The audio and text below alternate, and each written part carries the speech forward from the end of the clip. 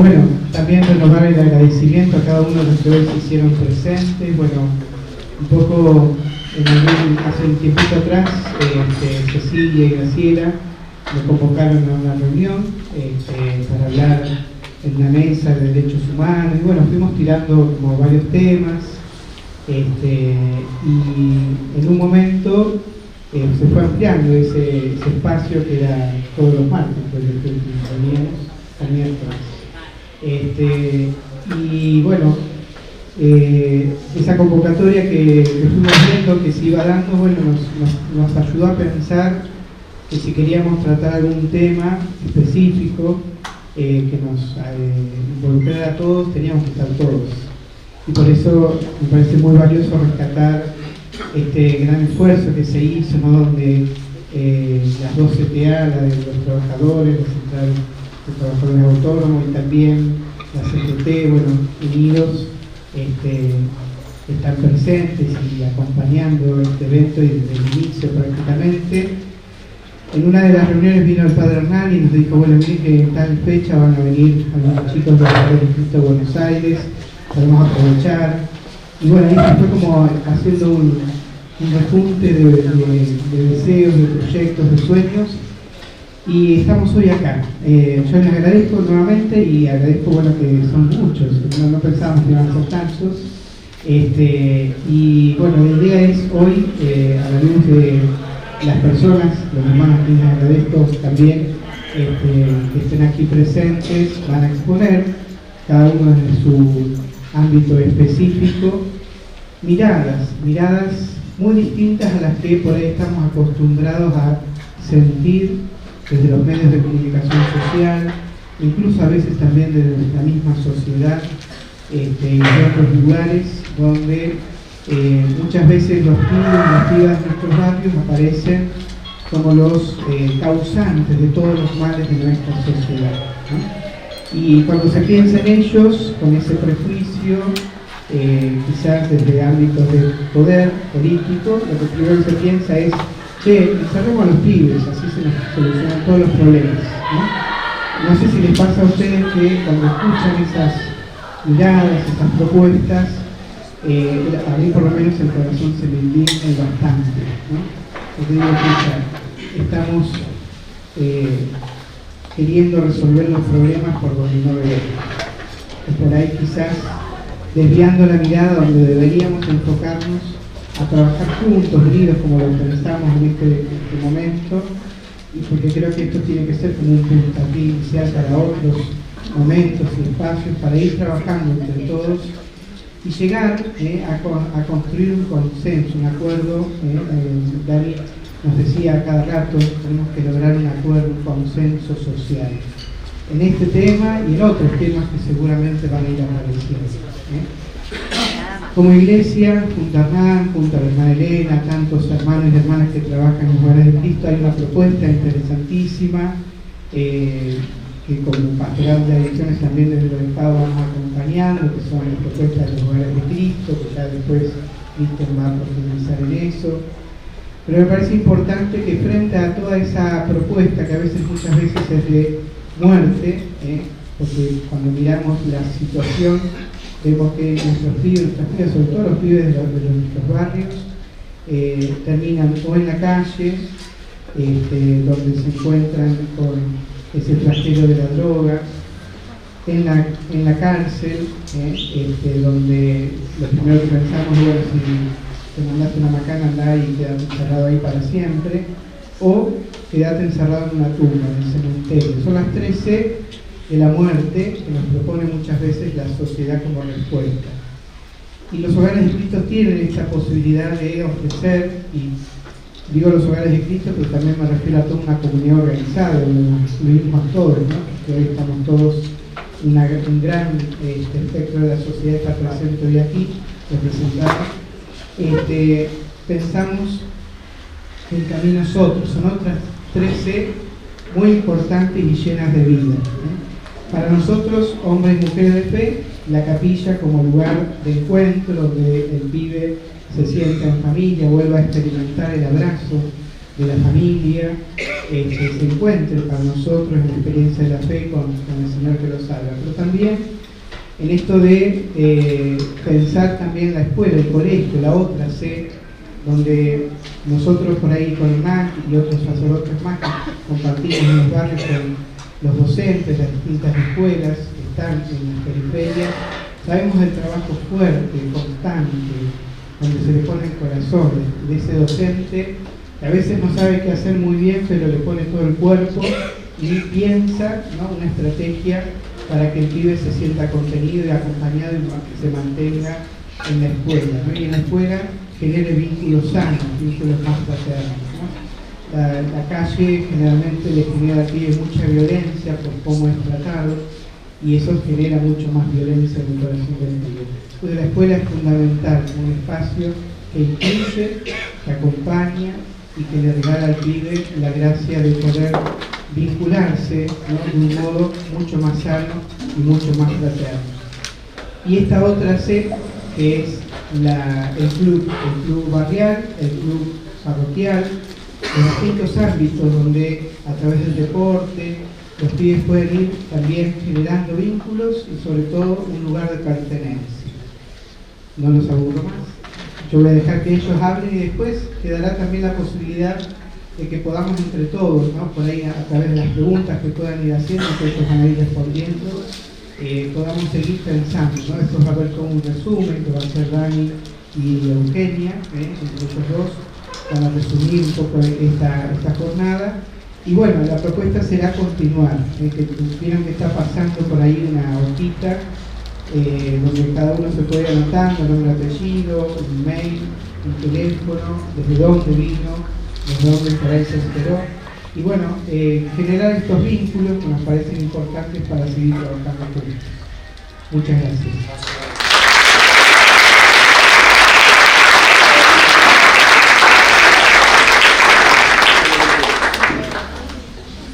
Bueno, buenas tardes. Buenas tardes. ¿Cómo están? Mucha gente, está buenísimo eso. La idea es escucharnos entre todos y todas, así que hablaremos poco nosotros para poder, sobre todo, intercambiar ideas y escuchar las problemáticas que a veces tienen los jóvenes en los barrios, escuchar las voces de ellos y más que hablar nosotros muchas veces de temáticas que los incumben y que los tienen como protagonistas. Mi nombre es Juan Tapia, yo trabajo en el Poder Judicial, trabajo como juez de garantías de mayores. Y además soy docente en materias de derecho penal en el ámbito de la Facultad de Derecho. Yo quería presentar unos 5 o 6 argumentos en contra de este proyecto de ley que nuevamente, como este mito del eterno retorno, cada tanto aparece y se vuelve a reciclar la temática vinculada a cómo enfocar la problemática de los jóvenes, generalmente enfocada con menos estado social y con más estado penal. Especialmente en un programa de gobierno que claramente tiene menos estado social y más estado penal. Como punto de partida es eso, pero me parece que la idea central es podernos encontrar y establecer puentes de conexión. Siempre cuando participamos en estas actividades, lo que decimos es que muchas veces el Poder Judicial es un poder que trabaja bastante aislado del resto de la comunidad y que las posibilidades de acceso a la justicia están dificultadas un poco por cuestiones idiomáticas, cuestiones técnicas, cuestiones jurídicas, por la imposibilidad a veces de pagar un abogado o una abogada, por la dificultad que tiene la centralidad de los edificios de tribunales, sino la presencia de los barrios y los territorios. De modo tal que lo mejor de estos encuentros siempre es encontrarnos y trazar esos puentes que permanezcan cuando termine el encuentro, ¿no? Que permanezcan la semana que viene cuando haya situaciones de violencia institucional y se necesite, bueno, saber dónde se denuncia o dónde se presenta alguna acción individual o colectiva, ¿no? Y como muchas veces nosotros también podemos participar de actividades en escuelas, en centros barriales, de capacitación y de formación y sobre todo de difusión de derechos para poder hacerlos efectivos, ¿no? Entonces tenemos un gran programa normativo, constitucional y un entramado de derechos humanos que está, digamos, de la mano del sistema interamericano de derechos humanos, que es hermoso desde la teoría. Muchas veces, como no se conoce, o muchas veces, como no se puede difundir, la consecuencia es que no se puede ejercer. Y un derecho que no se ejerce es un derecho que se pierde, por más que esté, insisto, muy hermosamente planteado en un papel. Decía, este mito del eterno retorno, que cada tanto aparece, sobre todo cuando algún hecho grave conmueve a determinados medios masivos de comunicación y aparece de nuevo esta figura del enemigo social, esta construcción social que es la idea del pibe chorro o del joven delincuente. Y eso genera generalmente dos grandes respuestas. La primera es una demanda de seguridad, y esa demanda de seguridad está asociada a un solo dato, que es bajar la edad de punibilidad. Y la otra demanda es tratar de pensar de qué manera se reforman determinadas normas para brindar más garantías tanto a la víctima como al victimario de un episodio violento. Eso ya de por sí nos presenta un problema, y ese problema es que la respuesta penal siempre es una respuesta que se va a dar después de cometido un hecho. El sistema penal siempre llega tarde. No tanto por los operadores, que pueden ser mejores o peores, pero por regla, por garantía básica. No se puede intervenir penalmente en forma anticipada en la comisión de un hecho. El sistema penal, la ley penal no previene nada, porque no lo puede hacer. Se interviene después de un hecho, después que se comete un hecho. Y en consecuencia, cuando se pretende decir que la ley penal de mayores o de adolescentes busca prevenir delitos, ya se está mintiendo. La ley penal no previene nada, lo que previene son las políticas públicas orientadas a la prevención de violencias, o las políticas públicas educativas, o las políticas públicas sociales. Pero nunca se va a poder prevenir con una herramienta que interviene después de cometido el hecho. Nunca se va a poder prevenir con una ley que aparece después de cometido el acto lesivo, el acto que afecta a derechos. Y también me parece importante ponerlo sobre la mesa. Muchas de las conductas sobre las cuales vamos a hablar afectan a derechos de personas. Y entonces es importante generar una idea de responsabilidad. El problema es cuando nosotros pensamos la responsabilidad solo desde la violencia, solo desde el castigo, solo desde la exclusión y del estigma. Y la ley penal hace eso, abre espacios de violencia, legitima espacios de violencia. Se podrán contener, se podrán controlar, pero en definitiva todos esos espacios punitivos implican el ejercicio de violencia estatal. Como punto de partida, mencionar que este proyecto de ley es aún más regresivo de la ley que estuvo vigente en la dictadura cívico-eclesiástico-militar. Este proyecto de ley propone bajar la edad de punibilidad aún más allá de lo que estableció el decreto de ley de la dictadura, que fijó un límite en 14 años, y este proyecto propone reducirlo a 13. Yo siempre trato, y sobre todo en espacios militantes, tratar de distinguir la idea de edad de imputabilidad de edad de punibilidad. Porque si nosotros nos empatamos en esto de imputabilidad, lo que estamos tratando de decir es si un chico entiende lo que hizo. Y si lo pensamos de esa mirada, bueno, podemos seguir bajando. A los 12, a los 11, a los 10. A veces un chico de 8 o 7 años sabe lo que está bien, lo que está mal, lo que no debe hacer. Entonces no debemos pensar en clave de la comprensión de un acto, que es la imputabilidad. La imputabilidad es eso, ¿ves? La posibilidad de comprender un acto y dirigir esa acción de acuerdo a esa comprensión. Si nosotros nos enfocamos en esa mirada y discutimos de esa mirada, vamos a perder y vamos a ir cada vez reduciendo la edad de comprensión, más hoy con las nuevas tecnologías, y chicos y chicas entienden muy rápidamente lo que está bien, lo que está mal, y vamos a abrir una puerta a todo el tiempo estar reduciendo la edad del castigo. Entonces la discusión es la edad de punibilidad. ¿Qué significa eso? Lo que significa es ¿desde qué edad vamos a responsabilizar con la violencia? ¿Desde qué edad la herramienta estatal para responder a un acto individual en el cual esa persona que afectó derechos tiene que ser responsabilizado va a ser únicamente la mirada punitiva? Cuando tenemos miradas restauradoras, cuando tenemos miradas que incorporen a la víctima, conciliadoras, reparadoras del daño, terapéuticas en muchos casos, posibilidad de intervenciones multidisciplinarias escolares que quedan todas suplantadas, todas suprimidas cuando lo que pensamos es en la respuesta penal. Entonces la edad de punibilidad es discutir hasta qué edad vamos a permitir que se encierre, que se estigmatice, que se afecten derechos y que se lesionen muchas veces trayectorias de vida.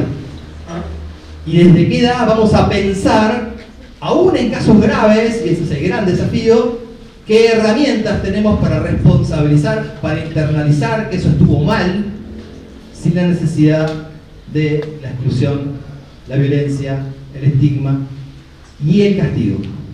Ese es un primer desafío que me parece que tenemos que pensar dentro de la colectiva, y es un desafío que se suprime, insisto, cuando nosotros hablamos de la imputabilidad en términos de comprensión. Buena parte de la sociedad lo enfoca así y dice, bueno, no, pero él de chico entendió lo que hacía. Sí, esa no es la discusión. La discusión es si la respuesta que vamos a dar como comunidad es excluirlo en una edad donde todavía no tiene siquiera formada su estructura de personalidad, en una edad donde intervenir esa trayectoria de vida con violencia posiblemente termine consolidando como un tatuaje indeleble esa violencia. Y ese me parece que es un primer desafío inicial muy importante. Cuando se plantea la idea de bajar la edad de punibilidad, se hace referencia ambigua e indeterminada a la cantidad de delitos que cometen los jóvenes. Ese discurso nunca viene con datos. Ese es un discurso que obviamente conmueve a una parte de la sociedad porque se suelen presentar algunos casos sin duda terribles, algunos casos que generan conmoción en la comunidad, pero que impiden hacer un análisis de política criminal. Ese análisis de política criminal requeriría revisar datos y números para analizar si estamos verdaderamente frente a un problema social o si solamente algunos casos individuales importan modificar todo un sistema sin ninguna lógica y sentido. Y saben que en los últimos 25 años no ha habido variaciones en la cantidad de delitos cometidos por niños y adolescentes.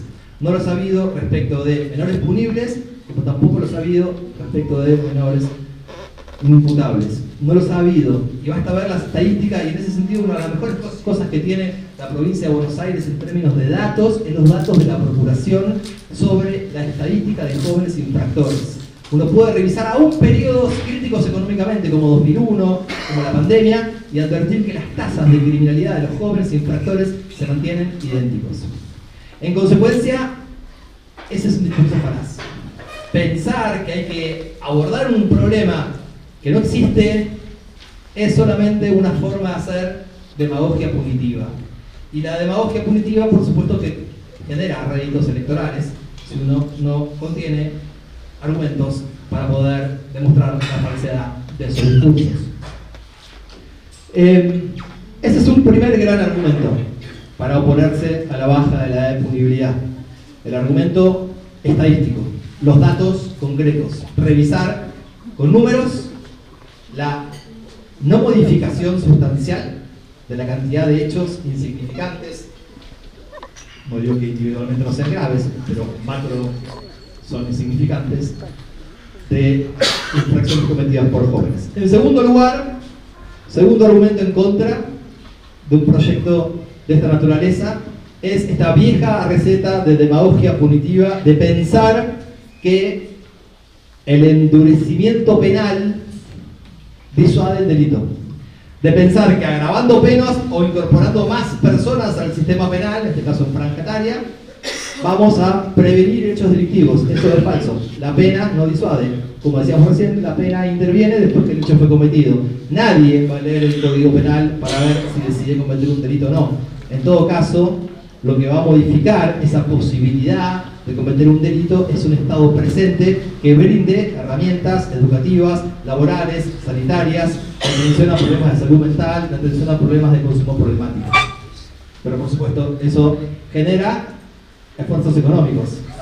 En cambio, reformar una ley y brindar ese símbolo discursivo no produce ninguna consecuencia más que el derecho penal simbólico. La pena no tiene ninguna posibilidad de prevenir hechos delictivos futuros, y la reforma de un sistema penal juvenil, incorporando a más jóvenes dentro de las estructuras punitivas, no va a modificar en nada las decisiones de alguien de poder quebrar o no una norma penal. En tercer lugar, es una medida inconstitucional. Es un proyecto de ley que viola nuestra Constitución Nacional y el entramado normativo de derechos humanos que la acompañan y que se ha incorporado desde el año 94. Uno de los principios centrales de la Constitución es el principio de no regresividad. Una vez que se conquista un derecho, no se puede regresar al estadio previo a esa conquista. Una vez que el Estado argentino es señalado globalmente como un modelo a seguir por el límite fijado de 16 años. Tratar de reducir ese límite implica violar el principio de no regresividad y violar también las mandas brindadas por organismos de Naciones Unidas que tutelan los derechos de las infancias y de los niños, especialmente el artículo 24 del Comité de Derechos del Niño, que establece expresamente que ahí donde la edad mínima de responsabilidad penal se haya fijado en una edad superior a 14 años, no se puede reducir. En cuarto lugar, ya voy terminando, un cuarto argumento en contra de este proyecto es que la respuesta represiva siempre es una respuesta discriminatoria, selectiva, estigmatizante y esencialmente violenta. Siempre va a ser una respuesta que genere mucho más problemas en el destinatario que aquel ideal resocializador del que muchas veces se llenan la boca los textos y las facultades de derecho. La intervención punitiva es una intervención que margina de la comunidad al destinatario, que lo expulsa, que lo excluye, que le hace autopercibir como un enemigo de la comunidad, que va generando una subjetividad en la cual, en vez de abrazar, contener, explicar, modificar, concientizar, lo que hago es excluir. En quinto lugar, por la violación de derechos que se generan hoy en las instituciones del sistema penal. Basta leer, por ejemplo, los informes anuales de la Comisión Provincial por la Memoria, que monitorean los lugares de encierro y que verifican los suicidios, las tasas de violencia, las tasas de represión a los jóvenes, para dar cuenta que en vez de multiplicar esos organismos, a los cuales además el Estado no logra controlar adecuadamente, lo que tenemos que pensar es en respuestas alternativas superadoras a las existentes, de las que fracasan cotidianamente. Y finalmente, también, y esto me parece importante, también desde el punto de vista de la eficacia en la persecución penal, es un retroceso. Porque esos jóvenes son siempre los últimos eslabones de cadenas delictivas manejadas por mayores de edad. Si esos jóvenes no son punibles, esos jóvenes pueden declarar como testigos en contra de las personas que los reclutan para delinquir y en contra de las redes policiales, institucionales o de poder que generan las condiciones para que esos jóvenes sean la carne de cañón de esos delitos. Cuando bajo la edad de punibilidad, ellos son imputados y como son imputados pueden negarse a declarar, es un derecho que tienen y en consecuencia va a ser mucho más difícil que colaboren eficazmente en poder desenredar las tramas delictivas complejas. Entonces también desde el punto de vista de la eficacia, el discurso que habitualmente usan aquellos que echan mano de las herramientas de la demagogia punitiva para justificar el endurecimiento penal, desde el punto de vista de la eficacia para desarmar las estructuras delictivas complejas, es un discurso falso. Cierro con esto. La pregunta no es hasta qué edad se puede reducir el castigo penal o la edad de sancionar, sino cuáles son los abordajes que el Estado puede y debe realizar, cuáles son los abordajes que el Estado tiene previstos para ocuparse de hechos graves. Y eso me parece importante. No una palmada en el hombro y decir no pasó nada acá, que es visto por la sociedad como impunidad. Eso es lo que genera en la sociedad que se alimenten las demandas de mayor gravedad penal. Eso es lo que genera en la comunidad que todo el tiempo se reciclen los proyectos para bajar la edad de punibilidad. De lo que se trata es de responsabilizar y de concientizar sin excluir, sin violencia, con educación, con Estado social presente, con cultura y sobre todo con el respeto irrestricto de los derechos humanos. Muchas gracias.